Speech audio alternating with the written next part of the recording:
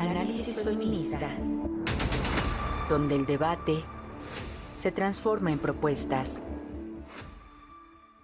Muy buenos días, miércoles 3 de septiembre del 2025. Muchísimas gracias por acompañarnos en una emisión más de su programa Análisis Feminista. Yo soy Lucía Lagunes Huerta y pues muy feliz de que nos estén acompañando este miércoles. Y bueno, compartir con ustedes que esta transmisión está pues realizándose de manera simultánea con dos radios fantásticas que se suman a esta apuesta. Bueno, Radio Monarca 106.7, que está ubicada en el municipio de Contepec, en el Michoacán de Ocampo, y también Radio Joco 106.9 de FM, que está en el municipio de Jocotitlán, Estado de México. A ambas, gracias por sumarse y saludos a sus audiencias. Así que háganos llegar sus comentarios y todo lo que usted quiera compartir en este espacio que abrimos siempre para ustedes con mucho cariño. Y miren, pasó algo muy importante en días recientes que la Secretaría de Educación Pública tuvo que ofrecer disculpas públicas por el caso de niñas y niños que fueron víctimas de violencia sexual en el Kinder Marcelino de Champán, aquí, entiendo, en la Ciudad de México, pero para despejar esta y otras dudas y poder entender la dimensión de lo que esto significa, tenemos al psicólogo Samuel Acosta Galván. Él es parte de esta organización de Defensoría de los Derechos de la Infancia, ODI, como se le conoce en muchos lugares. Él es el psicólogo que ha acompañado a estas niñas y niños. Y usted recordará pues ya algunos añitos, tal vez dos, pero ahorita me recordará Samuel seguramente. Ellos descubrieron, detectaron precisamente un tema muy importante que trajimos aquí, también análisis feminista, que son estas agresiones sexuales que estaban ocurriendo en diferentes escuelas, no solamente de la Ciudad de México, sino de otras entidades federativas. Presentaron estos casos, hicieron una publicación que se llamó Ya no es secreto, creo que pero Samuel me está sentando la cabeza, eso quiere decir que mi memoria no está tan mal. Así que eso fue muy importante porque lo que ellos pudieron identificar es el modus, esta forma sistemática de cómo estaban operando precisamente, pues estas mafias, porque son mafias, no hay que llamarla de otra manera, que atenta contra la integridad de estas niñas y niños que confían en sus maestras, en sus maestros, en la gente que está a su alrededor y que al verse involucrados en temas tan fuertes como la prostitución, más bien la pornografía infantil, ¿no? Porque es un abuso total de estas niñas y niños, pues bueno, es parte de lo que hoy vamos a hablar, de esta violencia sexual en este Kinder Marcelino de Champagne. Cuéntanos, Samuel, en primer lugar, bienvenido, muchas gracias por estar aquí, pero cuéntanos si esta disculpa pública se desprende de este otro tema tan importante que ustedes han colocado desde ODI. Cuéntanos qué es esto. Hola, muy buenos días a todas, a todos. Saludos a toda la audiencia. Muchas gracias por la invitación, Lucía. Sí, como tú ya bien venías relatando, pues la ODI en los últimos años, desde 2014, 15, hemos venido documentando pues violencias sexuales, ¿no? Dentro de entornos escolares, con diversos casos que en el caso de las abogadas, abogados, ellos han representado jurídicamente a estos niños. A mí me ha tocado la parte de trabajar muy de la mano de ellas, brindando el acompañamiento psicoprocesal a estas niñas, a estos niños. y que bueno, pues el acompañamiento justo consiste en eso, ¿no? En irles a estas niñas, niños, explicándoles un poco qué está pasando en el proceso, cosas tan simples como qué es declarar, que es un término muy adulto, a ellos se les explica, pues bueno, habrá una persona que va a estar escuchando, tú únicamente tienes que contar lo que pasó, eso es declarar, pues vamos tratando de hacerles que entiendan, ¿no? Qué es lo que va pasando, insisto, en el proceso. Como ya bien tú decías, pues hemos estado con este tema y hemos creado diferentes documentos. Uno de ellos es justamente el informe de Ya no es un secreto, en el cual se documentaban 24, 25 escuelas, no recuerdo bien, en 17 diferentes estados donde había pues denuncias, ¿no? De ciudadanía respecto a estas violencias sexuales dentro de escuelas, ¿no? En estos casos que hemos llevado nosotros, pues justamente lo que hemos, una de las hipótesis centrales que se basó en estos casos desde pues estos años que yo platicaba, pues es que no son agresores aislados, ¿no? Lo que veíamos y se documentaban ya no es un secreto que de pronto había agresores que eran únicamente movidos, ¿no? De estas áreas donde estaban, de estas escuelas, y después de pronto aparecían en otras. Entonces, como tal, nunca había una denuncia, no había una ventilación, no había una denuncia ante fiscalías, que se quedaba todo, parecía en secrecía, por eso se llama ya no es un secreto dentro de la propia SEP, y que en este caso en particular que tú platicabas ahorita del caso del Kinder Marcelino Champañat, pues veíamos justamente que también pasaba eso, ¿no? Este fue un caso de 18 niñas, niños, víctimas, de las cuales nosotros representamos a 9 de esas niñas y niños. Y en estos casos, además de estos otros, se pudo de alguna forma en la sentencia establecer que habían sido efectivamente víctima por más de un agresor y que esto en alguna parte de la sentencia el juez determina es obligación de la fiscalía, por tanto, seguir investigando, ¿no? ¿Qué es lo que está pasando detrás de esto? Que como tú decías, es una mafia, es una red de trata, no sabemos qué es. Todavía creo que hay muchas cosas ahí que se tienen que seguir investigando para poder determinar quiénes forman parte en caso de que hubiera esta red de trata, que creemos que sí, y que pues están operando, ¿no? Llama la atención por ahí nada más resaltar que pues se ha documentado en diversos foros que México es el primer productor de pornografía infantil a nivel mundial y eso pues no creemos que sea un hecho aislado de esto otro que estamos platicando. Ese es más o menos el escenario, Lucía. Déjame preguntarte en este sentido, esta disculpa pública que logran que haga la Secretaría de Educación Pública como la autoridad responsable de la vigilancia y la garantía de que estas niñas y niños en cualquier colegio puedan estar seguros. Estamos hablando de un kinder, estamos hablando de niñas y niños de 3, 4 años, 5, tú me Mm. dirás, es decir, niños muy pequeños. Esta es una escuela de la Ciudad de México, si Sí. mal no. ¿Qué fue? Esta es la primera disculpa pública que hace la Secretaría de Educación Pública en un caso tan terrible como este. Digo, de lo que yo tengo recuerdo, sí, digo, de hecho tenemos un caso que antecede a esta disculpa que se brindó apenas el jueves de la semana pasada, que también ahí el juez determinaba que se ofreció una disculpa pública. Sin embargo, en ese caso, pues no ha habido avance, no nos han dado luz verde. En este caso en particular, digamos, todo se movió un poco más rápido, es el nuevo sistema de justicia, entiendo, no soy abogado, pero es lo que me han explicado, y por tanto, en la ejecución de estas medidas, pues fue hasta cierto punto más inmediata, ¿no? Porque estamos hablando de una sentencia que se da en 2021 y que hasta ahora estamos encontrando esta disculpa en SEP. Sí, digamos que en ese sentido es un caso particular que marcó muchos precedentes.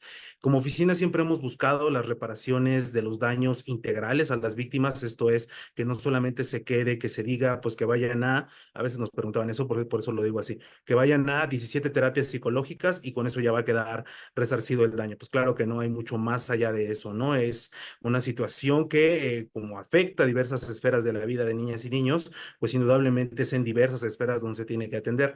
En este caso, el juez que resolvió en esta sentencia este caso nos parece que fue muy ejemplar en el sentido de que fue mucho más allá justo de las medidas materiales, ¿no?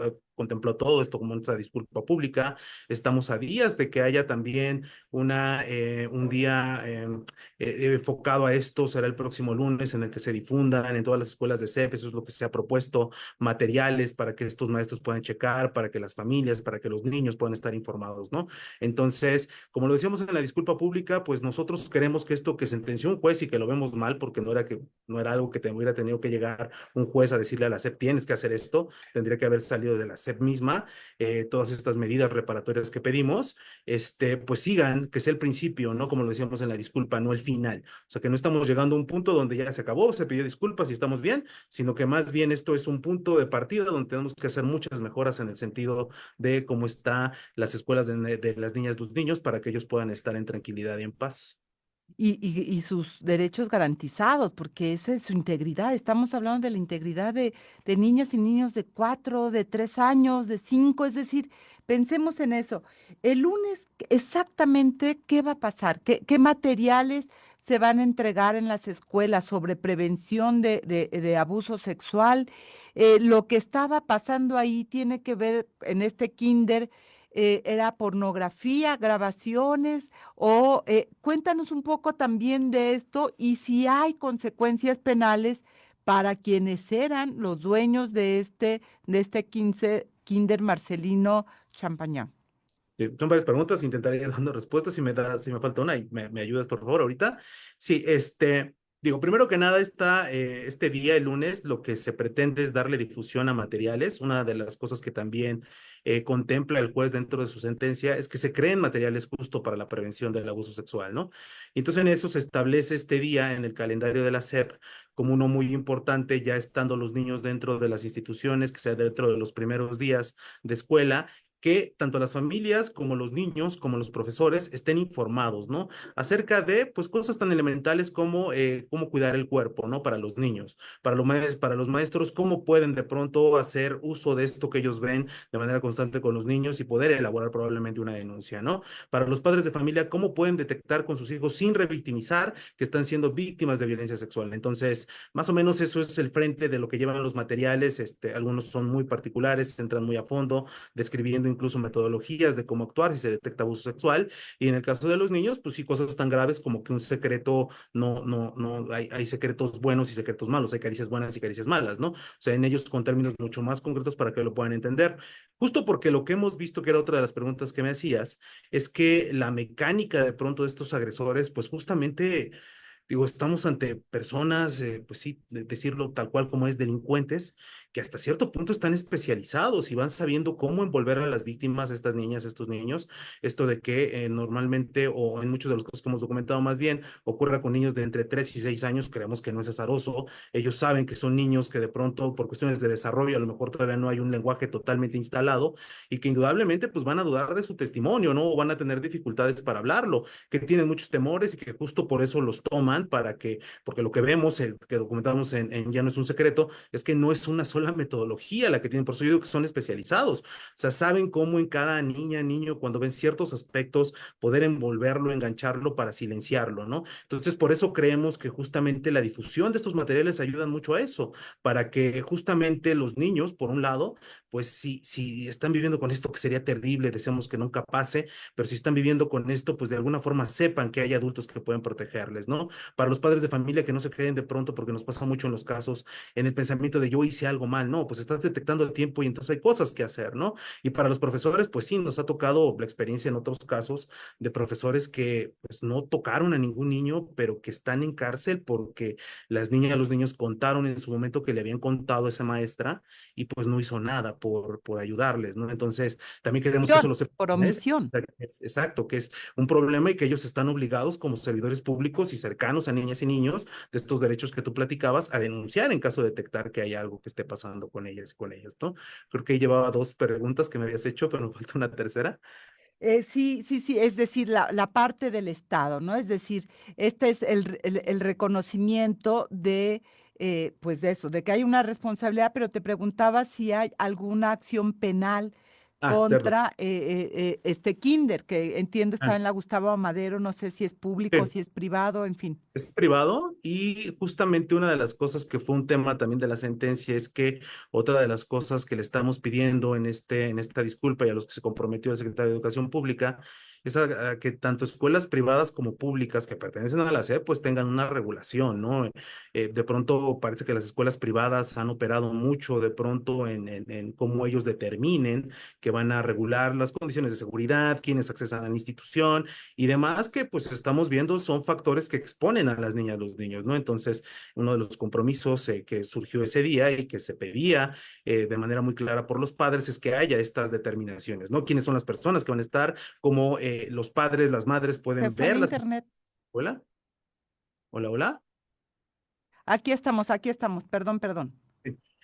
Cómo accesan estas escuelas, cómo el personal que accede, pues realmente tenga una necesidad de estar ahí dentro, que no sean personas que de pronto, pues no sé, hasta, ay, creo que ya no te estoy viendo. Aquí estoy, Ah, ok.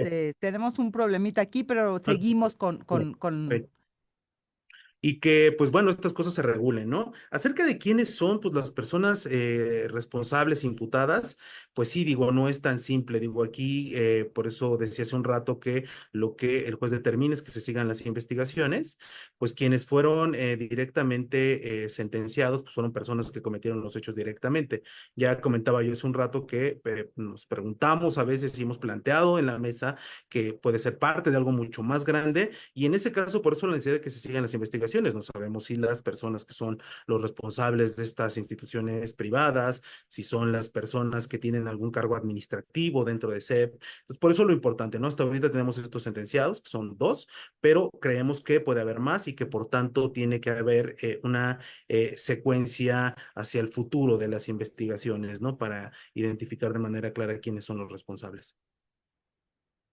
caso, Samuel, en este caso, los daños que estas niñas, estás hablando de 18 niñas y niños, 9 lleva Odi, ¿cuáles son precisamente estos daños con que se realizaron con estas niñas y niños y qué pasa con estos agresores? Ya empezó un juicio, que es lo que te preguntaba, es decir, estos agresores están detectados, iniciaron ya el Sí, dos. proceso. Dos están sentenciados, que por eso surge esta disculpa pública como una medida desprendida de ese juicio que se tuvo de estas 18 niñas y niños, y que una de sus medidas es esta disculpa pública, más los materiales, más todas las otras cuestiones que tengan que ver con la reparación de los daños, ¿no? Pero te decía, o sea, todavía creemos, y eso es otra de las determinaciones de la sentencia, que se sigue investigando, porque presumiblemente puede haber más personas que estén implicadas, ¿no? Entonces, digamos, en este caso de estas niñas, niños, ya se sentenció por esos, pero hay otros procesos que siguen en puerta con algunos otros personales administrativos o profesores o profesoras de esta institución. Y lo otro que me decías es, ay, se me fue, tenés otra pregunta y discúlpame, Luciano. Vamos a ir ahora, mi estimado Samuel, a un corte de estación Ah, está bien, y sí. regresamos y continuamos con esta conversación que es muy importante. Este caso es muy importante porque nos da ese panorama que necesitan las familias, el personal docente que está trabajando, que sepa que hay posibilidades de responsabilidad si no actúan, Claro, que la no acción los vuelve cómplices y así que es. como tú señalabas, pues hay personas que maestras, maestros que por la omisión, por no actuar, pues hoy están purgando una sentencia y no se trata de eso, sino de garantizar que pues las niñas y niños que van a la escuela no tengan que pasar por cuestiones como estas, que como tú bien lo señalas, las dimensiones del daño son terribles. Así que Bien. vamos a ir a un corte de estación y volvemos. La infancia en riesgo. Cifras alarmantes de violencia sexual en planteles escolares.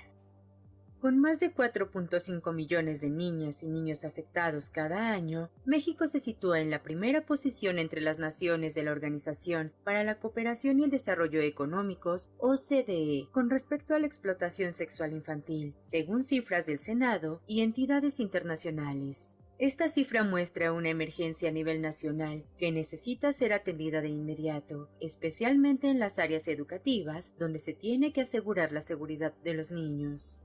Al respecto, la Oficina de Defensoría de los Derechos de la Infancia, ODI, registró en 2024 incidentes de violencia sexual en 18 centros educativos preescolares ubicados en el Estado de México, la Ciudad de México, Jalisco, Oaxaca, Morelos, Baja California y San Luis Potosí. Los niños y niñas víctimas con edades entre 3 y 7 años fueron maltratados en las escuelas o incluso llevados fuera de ellas para ser víctimas de abuso sexual. El informe Es un secreto. La explotación sexual infantil en escuelas muestra patrones alarmantes. 37 menores reportaron tocamientos, 11 describieron actos de coerción, 17 señalaron a un maestro exhibiéndose frente a su grupo, mientras que otros casos incluyeron niñas y niños obligados a observar otras formas de agresión. Estos testimonios evidencian que los agresores no solo son maestros, sino también directivos, personal administrativo y de intendencia. Ante esta situación, la Secretaría de Educación Pública, SEP, ha sido instada por el Senado y entidades internacionales como la ONU a reforzar acciones preventivas, de detección y de respuesta ante la violencia sexual en las escuelas. Una resolución judicial de 2021 instruyó a la SEP a realizar diariamente una jornada de sensibilización acerca del abuso sexual y el maltrato infantil en cada ciclo escolar. Para el año 2025, esta medida alcanzará más de 232,000 escuelas y a 24 millones de estudiantes en todo México. Los expertos subrayan que estas jornadas tienen el deber de no solo informar a los niños y las niñas, sino también educar a los maestros, al personal de la escuela y a los padres y madres para que sean capaces de reconocer señales de maltrato e implementar acciones apropiadas. La prevención integral es fundamental, dado que, conforme a la Oficina de Defensoría de los Derechos de la Infancia, en México los perpetradores tienden a actuar en ambientes con escasa supervisión y un alto silencio institucional. El abuso sexual a niñas y niños en las escuelas es una violación severa de los derechos humanos y un problema estructural. Para parar esto, se requiere que las autoridades educativas, las fiscalías, las familias y las organizaciones civiles trabajen de manera coordinada. Además, es necesario implementar políticas públicas firmes que aseguren ambientes escolares seguros y con cero tolerancia a la impunidad. Informó para Análisis Feminista Marlene Galván.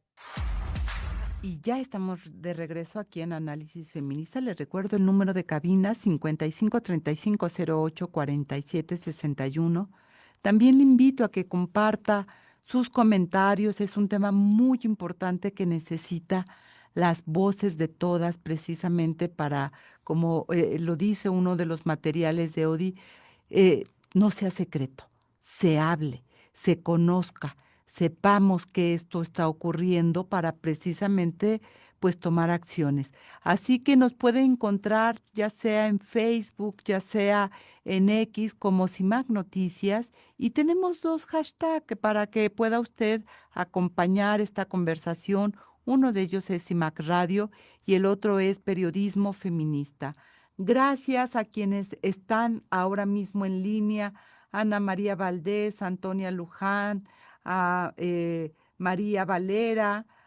Nos dice Ana María Valdés, las disculpas no curan, exigimos castigos ejemplares. Ya nos decía precisamente Samuel de esta parte importante de, pues ya algunos están con sentencias, es un proceso que va caminando, hay que ir avanzando. Tía Car, saludos, equipa. Igualmente, tía Car, muchas gracias por estar.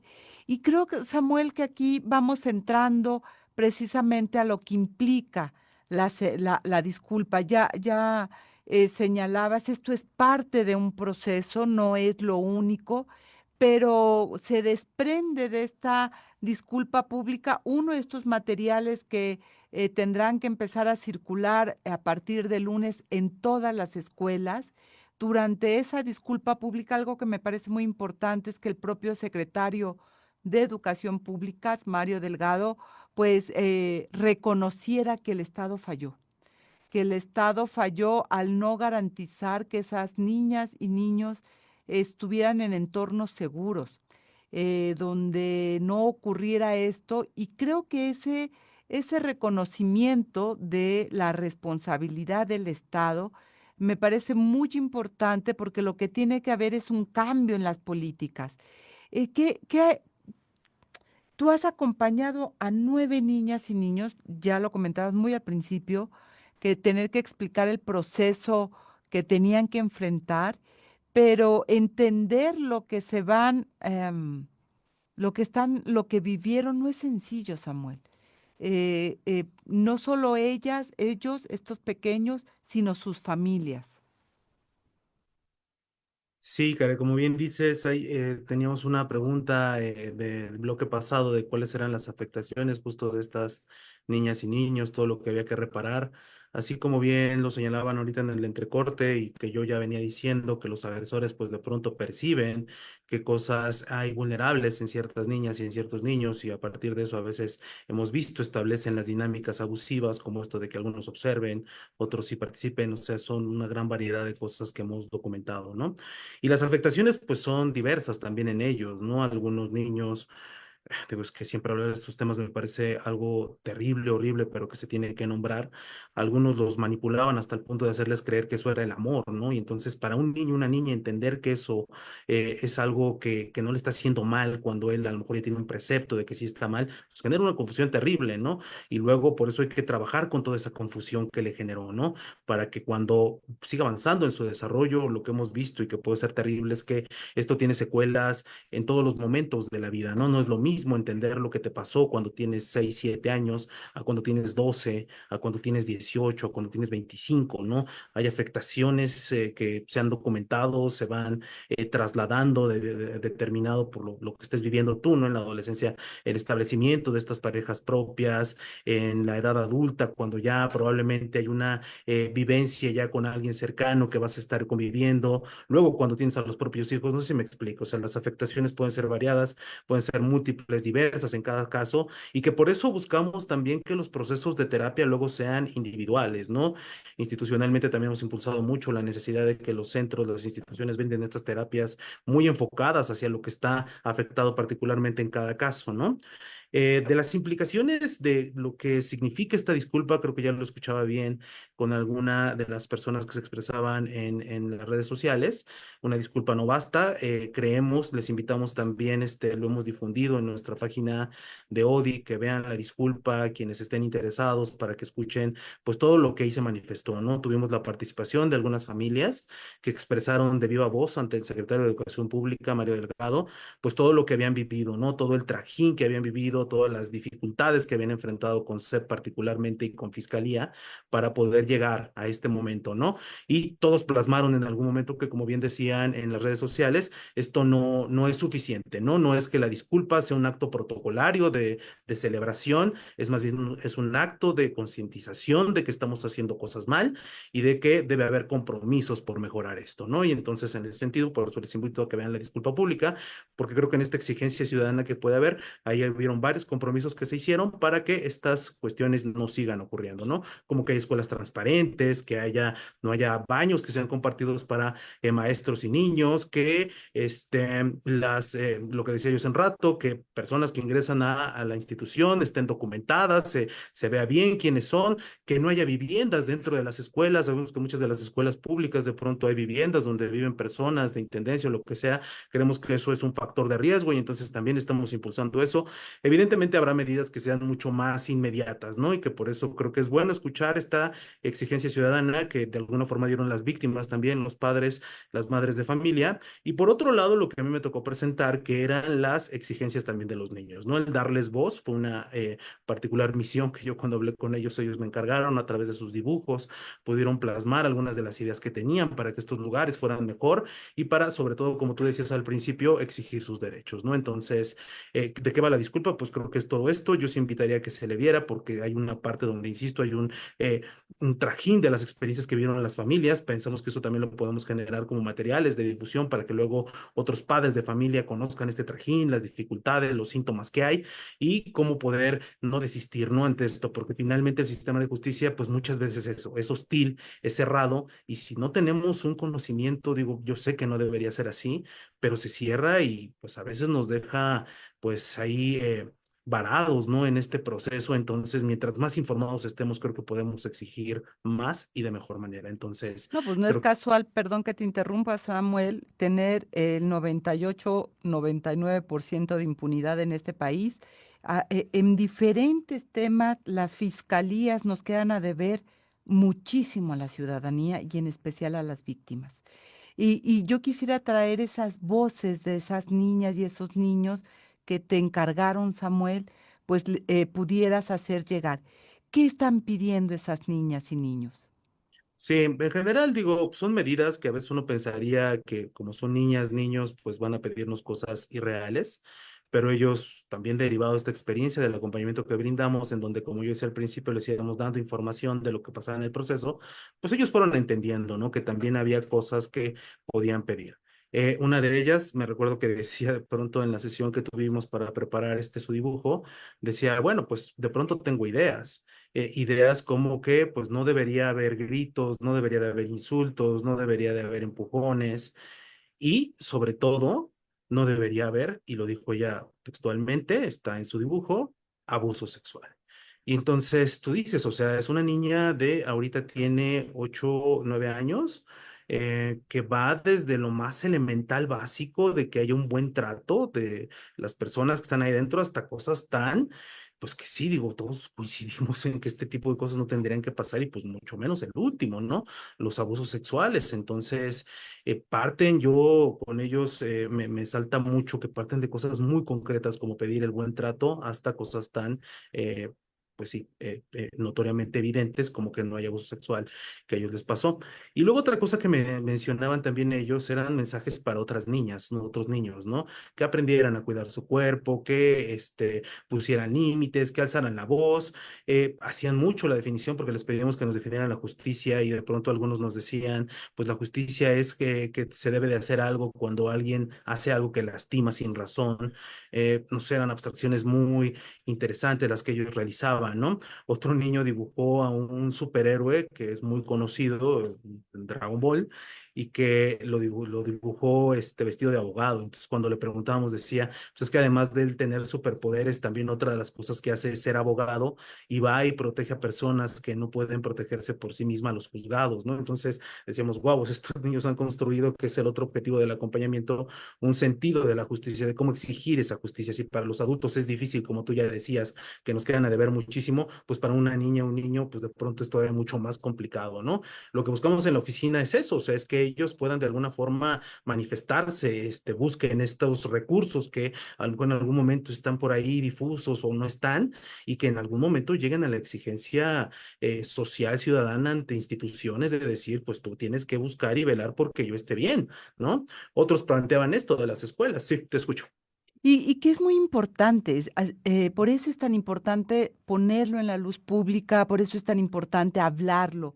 ¿Son temas duros? Sí. ¿Son temas dolorosos? Por supuesto. Pero el ocultarlos, lo único que genera es que esos agresores se sienten cómodamente en la impunidad.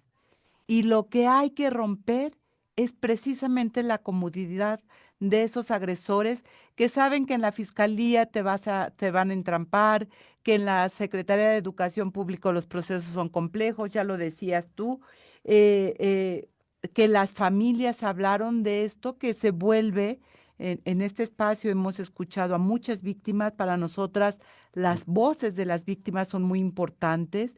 eh, que han señalado eh, los vericuetos que se pueden enfrentar en las fiscalías, el colocarlos en duda, el no tener el mínimo tacto. Y yo me imagino que estas niñas y niños que llegan con unas familias, primero en el shock de descubrir que tu hija que tu hijo está viviendo abuso sexual en un lugar que tú creías que estaba seguro. Y ahí me quiero detener también, Samuel, porque creo que tenemos que hacer mucha pedagogía con las familias. ¿Qué tenemos que estar alertas?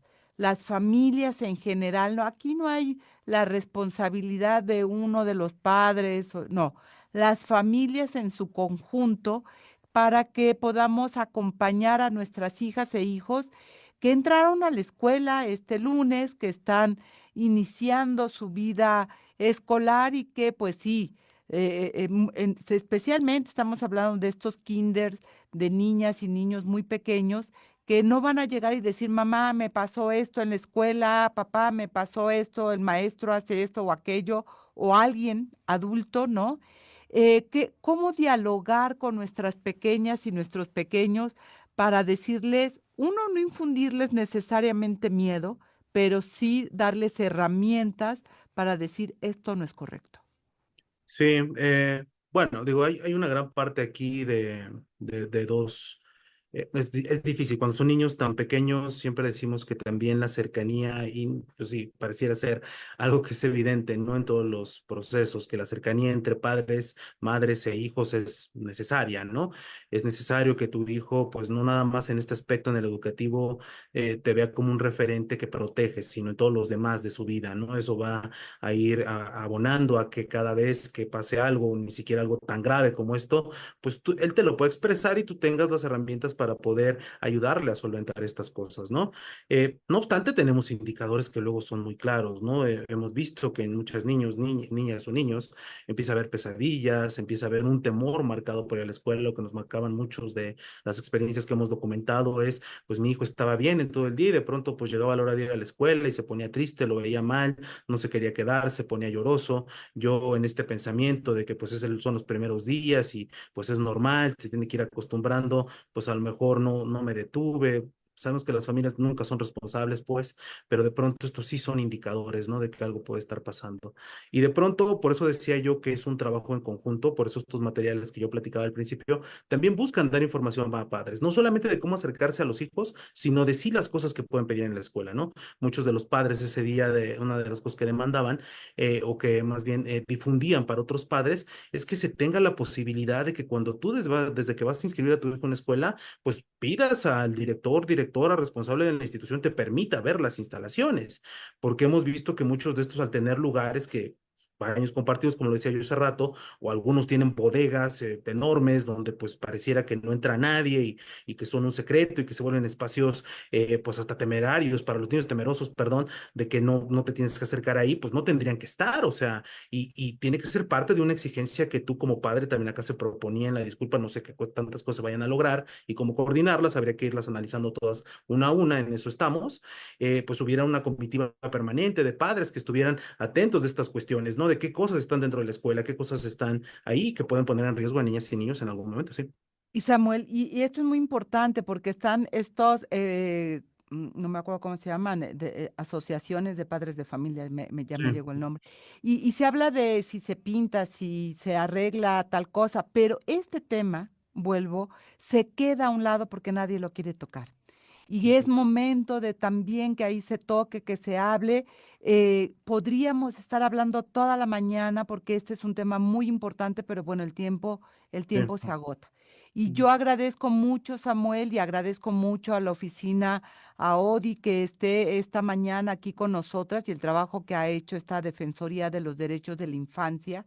Así la puede buscar, así la va a encontrar, así va a encontrar su página y va a poder leer con cuidado la disculpa pública y que la podamos compartir para que se conozca, se le lleve a otras mamás que a lo mejor no escucharon a otros papás en sí, porque esto es un tema que, insisto, no es agradable, a nadie nos gusta, pero que es necesario romper el silencio y hacerlo de la conversación pública, porque de esa manera también protegemos a niñas y niños.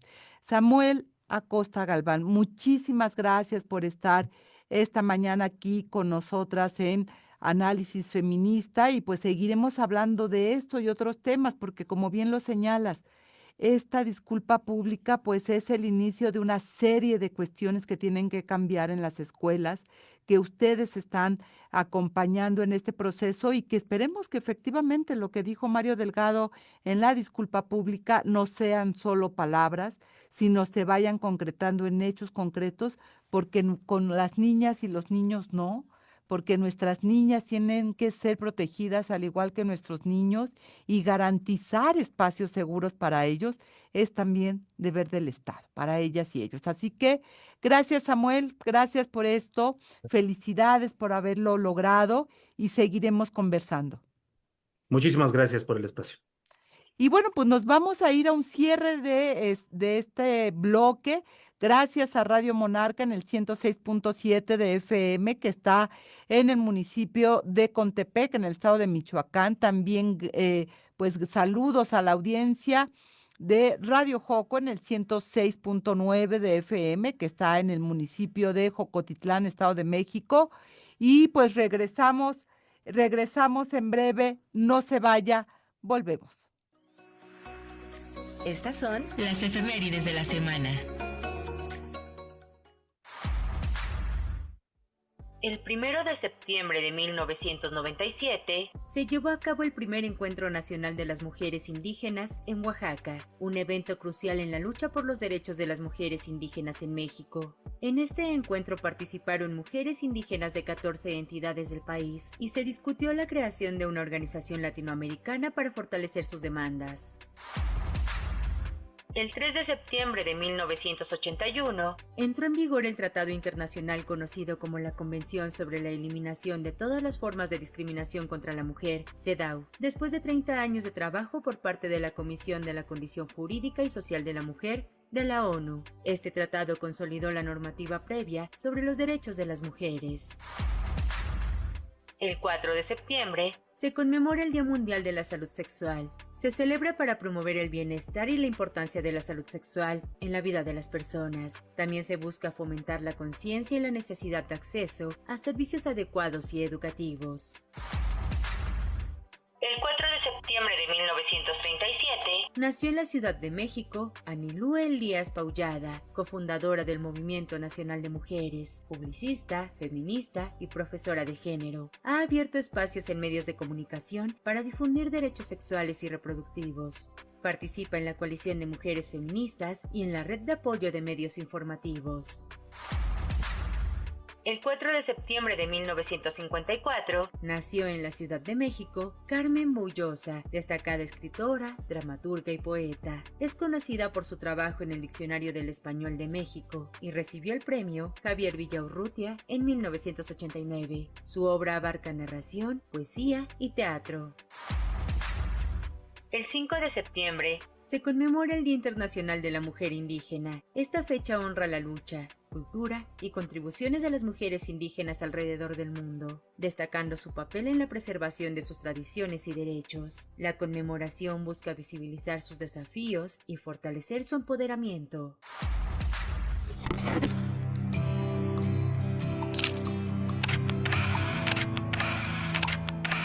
Ustedes se sienten como una casta divina.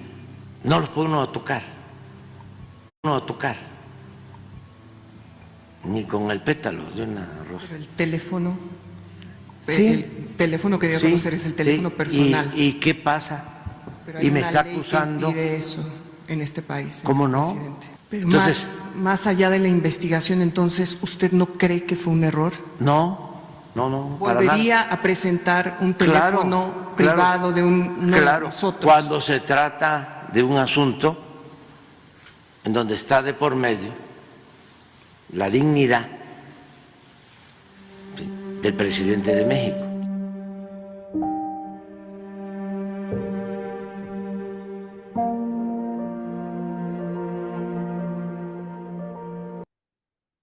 Yo sigo viendo ese fragmento, no sé si ustedes y me sigo preguntando cómo es posible que se contraponga y se justifique más bien los hechos diciendo cuando está de por medio la dignidad del presidente, puedo hacer cualquier cosa. ¿Qué pasa con la seguridad, la integridad de periodistas cuando son exhibidas o fueron exhibidas, como en aquel momento, en esas conferencias matutinas? Y ya estamos de regreso aquí en Análisis Feminista y queremos hablar precisamente con este tema de lo que recientemente se dio a conocer en el informe Las formas del asedio, violencia contra mujeres periodistas en el sexenio de López Obrador, con Mayra Lucía Sánchez Mora. Ella es responsable del programa de libertad de expresión y género en comunicación e información de la mujer CIMAC. Y no queremos pasar de alto, mi querida Mayra, muchas gracias por estar aquí esta mañana con nosotras, de lo que ustedes encontraron, de lo que documentaron en este informe. No es una forma, son distintas formas con las que se están enfrentando las periodistas ¿para qué? ¿Para qué las asedian? Gracias, Lucía. Buenos días. Pues efectivamente, ¿no? Son distintas y dolorosas, ¿no? Las formas en las que se asediaron a las mujeres periodistas durante este sexenio. Y uno de los grandes hallazgos es que, bueno, CIMAC viene haciendo esta labor de documentación y registro de casos de agresiones contra mujeres periodistas en todo el territorio nacional desde hace más de 18 años. Y en este informe hicimos un ejercicio de comparar un poco con el sexenio anterior, es decir, el de Enrique Peña Nieto. Y nos dimos cuenta que hubo un aumento del 117% en las agresiones con relación a ese sexenio anterior, ¿no? En el de Andrés Manuel documentamos 1.189 casos de agresiones, mientras que en el de Enrique Peña Nieto documentamos 548 casos. El año más violento de este pasado sexenio fue el año 2020, cuando registramos 244 agresiones. Y esto pues pues nos pone a pensar, ¿no? O sea, justo fue el año de pandemia, donde se empezaron a dar nuevas formas de agresiones, de asedio a las mujeres periodistas, y fue el bloqueo informativo, que de hecho fue el tipo de agresión más frecuente durante los 6 años, con 171 casos de agresiones. Y esto representó pues casi el 15%, ¿no? de todas. Entonces creo que merece mucho la atención, pues ver de qué manera, ¿no? O sea, cómo la violencia, las formas de la violencia se está reinventando también, ¿no? Mayra, a ver, de repente uno pensaría, ¿no es un país en guerra? Digo, tenemos todo el drama de lo que está ocurriendo en Gaza, esta campaña a la cual también se sumó CIMAC Radio, que impulsó Reporteros Sin Fronteras desde su sede internacional en Francia, ¿no?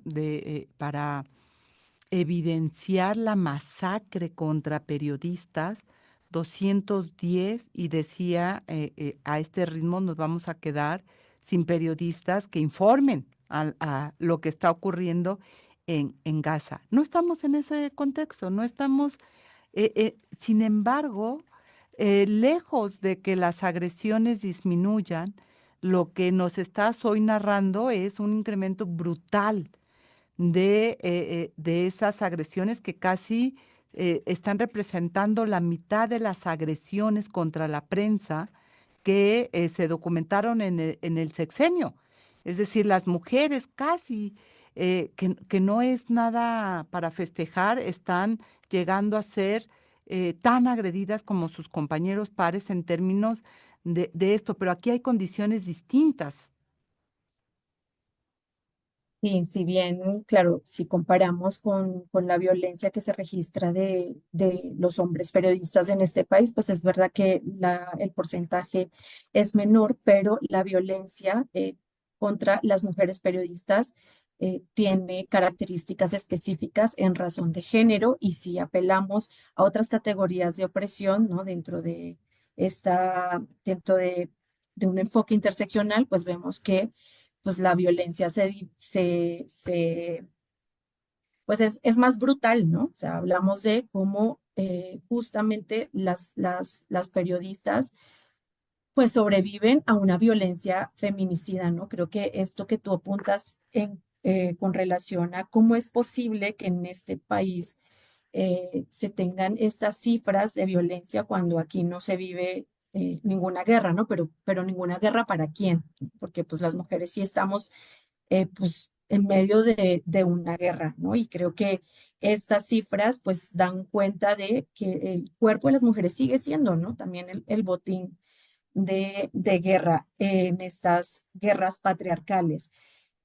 Con relación a las graves violaciones a los derechos humanos, que creo que también es importante ponerlo sobre la mesa, preocupa, por ejemplo, que las detenciones arbitrarias se mantengan como una constante, esto con relación al periodo de Peña Nieto y el de AMLO. Hubo casos de tortura en el de AMLO que no se habían registrado en el anterior y también documentamos atentados, 5 feminicidios en este sexenio y hubo persistencia y aumento de casos de desplazamiento forzado, lo cual también pues, nos preocupa muchísimo.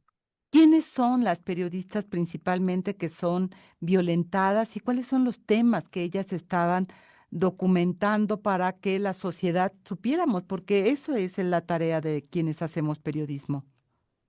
En definitiva, el tema define el peligro, ¿no? Las periodistas que enfrentaron el mayor número de agresiones trabajan en la fuente política, se registraron 601 casos, le siguen quienes cubren sociedad, seguridad e información general. Y esos ataques están directamente relacionados con los temas, las coberturas, el tipo de investigación que estaban realizando cuando ellas fueron agredidas. Y ahí destaca temas de corrupción, por ejemplo, con 161 casos, protesta feminista, 156, cobertura electoral, protesta social, gestión pública y seguridad. Y aquí me gustaría detenerme con la segunda cobertura más atacada, que fue la protesta feminista. Si vemos, por ejemplo, en el año 2022 y 2023, el mayor número de agresiones, en el 2022, el 70% de las agresiones en el mes de marzo se dieron en las coberturas del 8M, ¿no? El Día Internacional de la Mujer. Y en el 2023 correspondieron el 73%. Y esto pues nos pone pues pues en un momento de reflexionar, bueno, ¿qué pasó, no? ¿Por qué? ¿Por qué las periodistas han sido las más agredidas en las manifestaciones feministas, ¿no? Que salen a reivindicar los derechos de las mujeres. Y otra de los digamos, de los análisis que realizamos es que también es un efecto de todo el discurso estigmatizante y la criminalización que se dio al movimiento feminista y a las protestas feministas, ¿no? Desde pues desde las mañaneras, ¿no? Presidenciales. Y como esto, pues se fue replicando, se fueron reproduciendo estos mensajes contra las manifestantes y por supuesto, pues estaban ahí las que cubren, ¿no? Entonces, pues sí lo vemos con mucha preocupación. ¿Quiénes están agrediendo? Es decir, porque yo recuerdo en el sexenio de Andrés Manuel, él decía a nadie en las mañaneras le han disparado saliendo, faltaba más. Digo, no es por otra cosa, pues, sería terrible.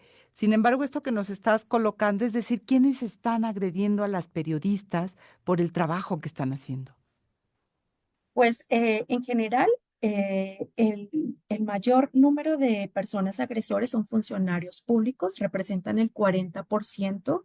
Si sumamos funcionarios municipales, estatales y federales, pero luego hay un hallazgo que también es importante y es la participación de civiles y cómo ha crecido, ¿no? Considerablemente también entre ambos sexenios. En el de Peña Nieto representaban el 3%, en el de AMLO el 10%, es decir, hubo un aumento del 675%. Y ahora, si vamos a las protestas feministas, pues este es otro de los llamados que hemos realizado en los últimos 3 años, 2022, 2023 y en este año también, es que el mayor número o sea, quienes están agrediendo a las manifestantes perdona, las periodistas son manifestantes, ¿no? Si vemos en el 2022 fue policía estatal en su mayoría, pero ya en 2023 esto cambia, ¿no? La balanza se mueve hacia las personas manifestantes. ¿Y cómo explicas esto? Porque tú decías, bueno, son las manifestaciones feministas. Uno podría pensar, bueno, si ve a una periodista, podría sentirse protegida porque muchas veces ellas han pedido que sean mujeres quienes hagan estas coberturas. Pero ¿cómo explica CIMAC este fenómeno de que sean las propias manifestantes quienes están agrediendo a las periodistas? Y pues digamos, es complejo, ¿no? Porque por un lado nos hemos encontrado con que algunas de las periodistas, que claro, muchos medios, sobre todo pues hegemónicos, ¿no? Tradicionales, que les encanta sacar como estas imágenes durante las protestas donde sean hechos violentos, digamos, ¿no? Y pues que obedece a toda esa narrativa de criminalización, pues han aprovechado, digamos, la puerta para enviar a las mujeres, ¿no? A cubrir, porque por supuesto los hombres periodistas pues no son bien recibidos, ¿no? Ya no salen a cubrir ese tipo de protestas. Entonces, muchas veces las periodistas que están cubriendo se ven obligadas porque sus medios las presionan para capturar, ¿no? Hechos de iconoclasia, ¿no? Como para reforzar este discurso, ¿no? Estigmatizante y criminalizante. Entonces, esa es una de los casos que hemos documentado, ¿no? Las periodistas toman estas fotos y las manifestantes reaccionan, ¿no? Claro, ese discurso estigmatizante del presidente Andrés Manuel de son violentas, etcétera, llevó a muchas cosas y entre eso a que manifestantes y periodistas, manifestantes feministas y periodistas no encontraran estos puentes, pero no son las únicas. Seguimos viendo el tema de esta estructura del Estado que sigue colocando en riesgo a las periodistas. Sí, pues es el discurso que fragmenta, ¿no? O sea, también en casos como el de Michoacán, que ha sido el más, digamos, con el mayor número de agresiones en las coberturas de protestas feministas en el marco del 8M, hemos visto que pues también ha habido muchas fracturas dentro del movimiento y eso ha hecho que por una razón u otra, pues las manifestantes estén, ¿no? Poniendo a las periodistas como en situación adicional de vulnerabilidad. Mayra, el hecho de que no se detengan las agresiones contra periodistas te habla de una fragilidad de la democracia mexicana, sin lugar a dudas, pero aquí hay una instancia de protección que lleva 13 años creada. No sé, ustedes analizaron esta parte. ¿Qué encuentran que en esta institución llamada Mecanismo de Protección para Personas Defensoras de Derechos Humanos? Sí, realizamos un balance del funcionamiento. Un minutito, Mayra, antes de cerrar. Si realizamos un balance del funcionamiento del mecanismo, anotando, pues por un lado, las falencias que hemos encontrado como parte del acompañamiento que hace CIMAC a mujeres periodistas en situación de riesgo y hicimos una serie de recomendaciones, ¿no? Justamente para ver, pues, cómo esta instancia que es tan importante para la protección de las periodistas, pues, por ejemplo, eh, no está tomando en consideración la violencia digital, por ejemplo, ¿no? Que ha sido también como uno de, pues de los tipos de agresiones más registrados en este sexenio pasado, y también las campañas de desprestigio que ocupan el cuarto lugar en este sexenio. Entonces hacemos un llamado justamente, ¿no? Como a que se aborde estas amenazas que, aunque no sea, digamos, no impliquen violencia física, ¿no? Porque a veces parece que la protección solamente depende de si tenemos en riesgo la vida o la integridad de las periodistas, sino que pues también se aborde de manera integral, ¿no? Y que también haya un enfoque en este tipo de agresiones que están limitando la libertad de expresión y por tanto pues la democracia. Y se ha demostrado que el espacio digital no está ajeno digamos, al espacio físico cotidiano, es decir, no porque ocurra ahí, no tiene afectaciones ni daños para la vida de las personas que son amenazadas, intimidadas. En este caso, supongo que las periodistas pues corren la misma situación. Los daños están ahí y hay que visibilizarlos. Mayra, muchísimas gracias por estar esta mañana aquí con nosotras en Análisis Feminista. Cuéntanos dónde pueden mirar el informe, dónde pueden leer. Sí, el informe está en nuestra página web www.cimac.org, también en nuestras redes sociales. Por estos días hemos estado compartiéndolo, entonces pueden descargarlo ahí, está únicamente en versión digital. Pues ahí está la invitación para que sigamos profundizando también en lo que esto significa para nuestro México y para el trabajo y para la sociedad. Yo hablaba de gas y decía, imagínense ustedes si las periodistas son silenciadas, entonces, ¿quién nos va a informar? A este paso, ¿quién nos va a informar en este país de lo que está ocurriendo, como lo que acabamos de escuchar con Odi, de la violencia sexual contra niñas y niños en escuelas en este país? Esa es la tarea que hacemos las periodistas.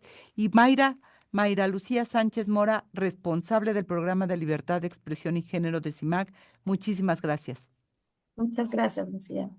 Y bueno, pues se nos agotó el tiempo, ya estamos al final pues, de esta transmisión. Agradecemos que nos haya acompañado en estos 60 minutos aquí con nosotras en Análisis Feminista. Nos escucharemos el próximo miércoles. Por lo pronto, agradezco también a la producción de este programa que corrió a cargo de Lucero Zamora, a Saraí Nicanor y a Abril Golguín, que estuvieron en la asistencia de producción, Marlene Galván, quien realizó las cápsulas que escuchamos, el guión y la selección musical. Hoy nos faltó más música, pero es parte de la vida. Y les recuerdo que nos puede escuchar de manera simultánea en Radio Monarca 106.7 de FM. Saludos también a su audiencia. Gracias por acompañarnos. Y Radio Joco en el 106.9 de FM en el Estado de México. También saludos a la audiencia. Yo soy Lucía Lagunes Huerta. Nos escuchamos, les decía, el próximo miércoles en punto de las 11 de la mañana en una emisión más de Análisis Feminista. Quédese aquí con la programación de CIMAC Radio. Hasta luego. Análisis Feminista, donde el debate se transforma en propuestas.